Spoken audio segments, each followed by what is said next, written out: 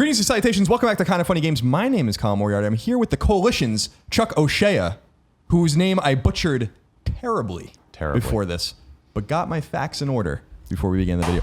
Thank you, Greg. You're not alone. Thank you so much. Appreciate you guys. Appreciate you guys. Thank you. Thank you. Doing it. Chuck, thank you for joining us. It's E3 Day 3. We're all, I'm sure you're ready to go back. Is it Day 3? It's Day 3. Feels like end day of Day 7 3. to me. But. Yeah, exactly. I'm sure you're ready to get the hell out of here, so we appreciate your time. No, I love LA. Do you? No. Oh, okay. I was gonna say who actually likes LA? Not really. I didn't think anyone actually liked LA. Now, you're here from the Coalition, developing Gears of War 4. That's correct. Comes out Xbox One this fall. October 11th. October 11th, right before my birthday, Greg.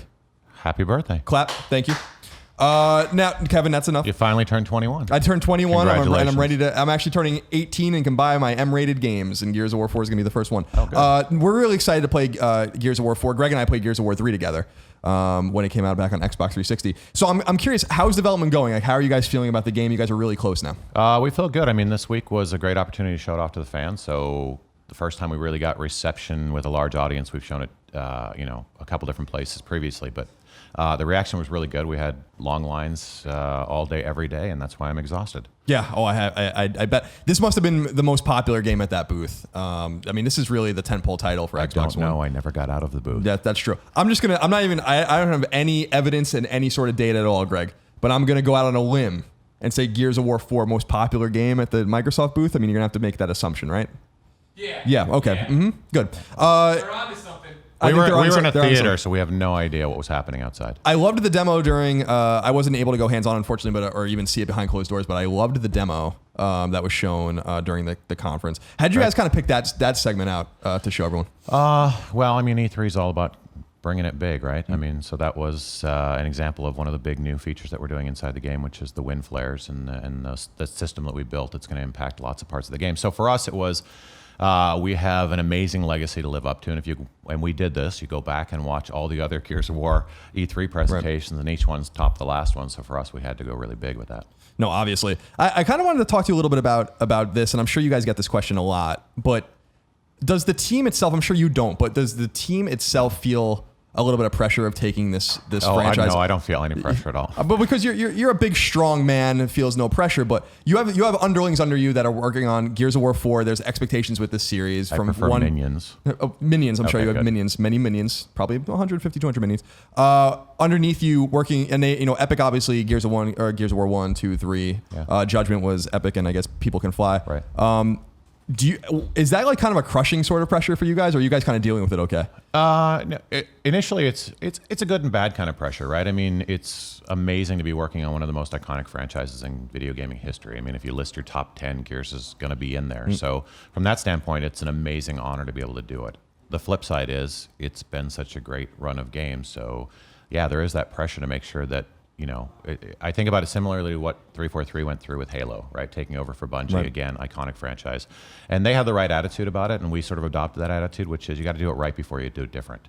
So for us, it was really important to make something that felt like Gears, and that when Gears fans picked it up, it felt familiar to them. And then it was, okay, where do you put the twists on it to take it in a different direction and move the ball down the field a little bit? What's the feed? I mean, obviously the game's only out in October, but have you been getting mostly positive feedback from the fans? I mean, are they excited to get a different take on it? Because I saw a little bit of a mixture post Halo 5 with some people, being a little hard on 343, which I think was maybe a little undeserved, because I feel like sometimes you can never live up to these expectations. Is this your first day in the industry? No, it's like my 13th year in the industry. There's some haters out there. Yeah. There are some haters out there.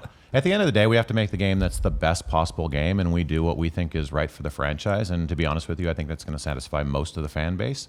There's always going to be some people that you're not going to satisfy. I mean, everybody we talk to, we've talked to a lot of different people, and they'll come with a bunch of different angles. They'll say, oh, Gears is old and tired, so why is it relevant anymore? Well, it's an iconic franchise. There are millions of people out there that play it and love it, and it's not. It can be restarted, and it can be an opportunity to create a whole new version of the franchise.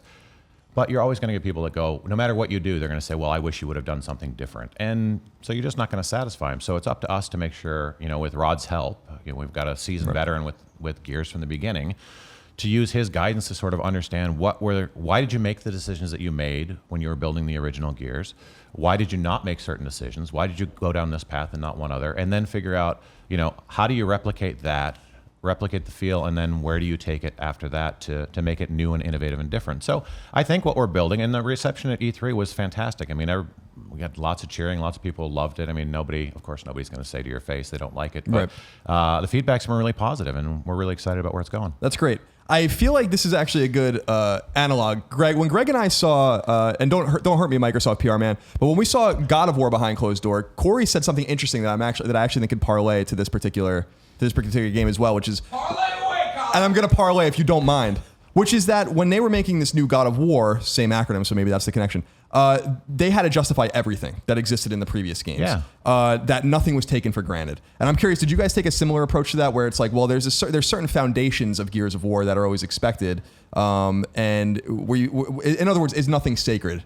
Did you guys want to really make sure that everything existed for a reason to make Gears of War a 2016 game as opposed to it's a 2005, good way to think game? about it. For us, it was more nobody but really Epic. And People Can Fly was a faction of Epic, so they understood the franchise as well. For us, it was really trying to figure out why Gears of War was Gears of War, what made it Gears of War. So for us, it was about breaking down the franchise and understanding, what were all the pillars of the game, why were the mechanics there, like you said, what did they do, how did they work together?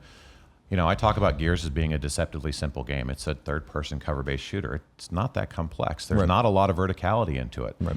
But there's a lot of beauty in the simplicity of it, and there's a lot of complexity in that simplicity as well. And that is, there's a reason why the cover is laid out the way it is. It's to allow you to move through the combat smoothly. There are flanking routes set up all the time that allow you to feel smart when you flank an enemy or somebody in versus multiplayer. The way the roles of the enemies are really very specific. I mean, Epic had never really broken down that stuff because it was all tribal knowledge, right? When they started, they sort of built it and designed it, and they added more people to it, and it all just became, myth and legend inside of Epic. So when we took the franchise and bought the franchise, there wasn't a lot of data that said, hey, here's why the mirrors, which are the enemies that look like you and play like you, here's why they do what they do, and here's how they act. Or another category is the pinners. These guys keep you in cover. They're the mulchers, the grinders, the guys like that. They, their job is to hold you in cover so the enemies can flank you and get around you and surprise you. And then you have flushers. These are the guys that, hey, if I'm going to sit and lock down and cover, these are the guys going to come push me out of cover so that I become vulnerable to the enemy. So all that analysis really helped us to understand what Gears is all about, and then that helped lay the foundation for where we need to go with the franchise. I'm kind of curious too. We were talking a little bit about just a few moments ago about the pressure of taking over from Epic, and we've been talking a lot about them. Like just kind of looking at the catalog of games and kind of the ebb and flow of the franchises, it seems like Gears is really, like I said, that tentpole, that really important, obviously game. It's always been one of the most important, franchises since Xbox 360, but it seems like it might be the most important. Do you guys feel like this is a game that's going to come out, obviously satisfy players, and then be kind of supported for a long time as well? Because it's obviously going to be a game that's going to move units. It's going to, and by that I mean software and as well as hardware. So I mean, is there like a support structure built around this game post-launch that's going to make sure it's obviously I'll let you guys decide whether or not this is the most important game in the catalog. We seem to think it is, but everybody has a different opinion. So I mean, that was the exciting part about being the coalition and having Microsoft acquire the franchise, right? Is that when Epic was building the games, the stories that Rod tells is that they built Gears 1 and never knew they were going to build Gears 2. And then when they built Gears 2, they didn't know they were going to build Gears 3. So as a developer, when you don't know what the path of your franchise can be, and you can plan for that certainty along the way, it's really hard to design things that you want to get to a game or two games down the road, or an iteration or somewhere down the road. When Microsoft acquired the franchise, we knew there was going to be a commitment to it, right? And the way that we think about it is Halo is definitely the tentpole franchise, maybe Minecraft, in the Microsoft stable. And what they have done is laid a roadmap for us on how to approach these big multimedia, really cultural touchstone type franchises where people talk about it, and it's not just the Xbox One game or the PC game. There are other opportunities to move the franchise in different directions, because Sarah is such an interesting place, and Gears has such a rich history, not just with the 3 games, but they've got the books, they've got the comics, they've got, I would argue, one of the best stables of characters of any franchise out there. So it's not just Marcus, or it's not just JD, Kate, and Dell. There are a lot of different characters that we could choose to do stories about or to do interactive entertainment around. So that was really exciting for us because we knew that commitment was there, and now it's a matter of, hey, let's get the first one out and then figure out where we want to go. Right, and that's what I was going to ask. It seems like you've already answered what was going to be one of my final questions, which was Microsoft seems to be setting up some of its first-party studios in a way to really cultivate a specific franchise, not only a specific genre. So 343 is obviously made to make first-person shooters, and they go to someone like Creative Assembly to make a Halo game that's not within the confines, but they still deal with the lore and they still deal with all of that kind of stuff. So does it not feel constraining, but rather kind of freeing to know that this is kind of the world you're going to exist in and you're going to really explore it beyond that one or two games? Yeah, it's actually why we changed the name of the studio from Black Tusk to the Coalition, right? I mean, we, again, took a cue from 343 because for people who have been in the industry for a long time or have worked at a lot of different companies, one of the things that you get is you work on a project for a while and somebody goes, well, we work on first-person shooters, so let's do RTSs or let's do story-based games.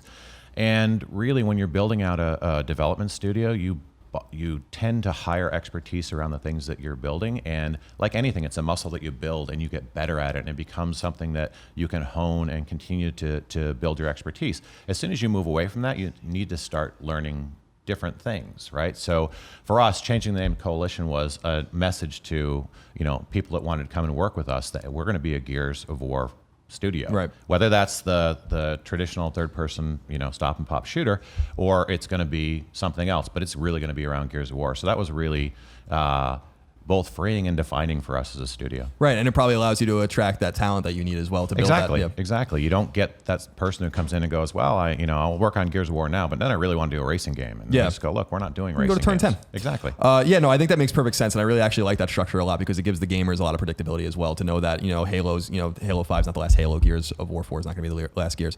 Well, Chuck, I really appreciate you joining us and taking the time. I know this feels like day 7, like you said, and I know you're probably exhausted. It's a lot of fun. Thanks for having me. Yeah, no doubt. And so Gears of War 4, October 11th. Super excited to play it. Greg, even though I like to play all my games alone, Greg's forcing me to play it with him. Yeah. This is the king of co-op. You got to play this with somebody else. It's got couch split screen. I honest to God think Gears of War 3 might be the last game I played with you. So, and that was what, 2011? Right before that, it was Sanctum of Slime. Yeah, the famous Ghostbusters game. Chuck, thank you so much. We appreciate you. Thank you. Safe travels back. And for more on all things Xbox and video games and Gears of War, I'm sure we'll be talking a lot about Gears of War in the coming months. Keep it tuned to Kind of Funny Games.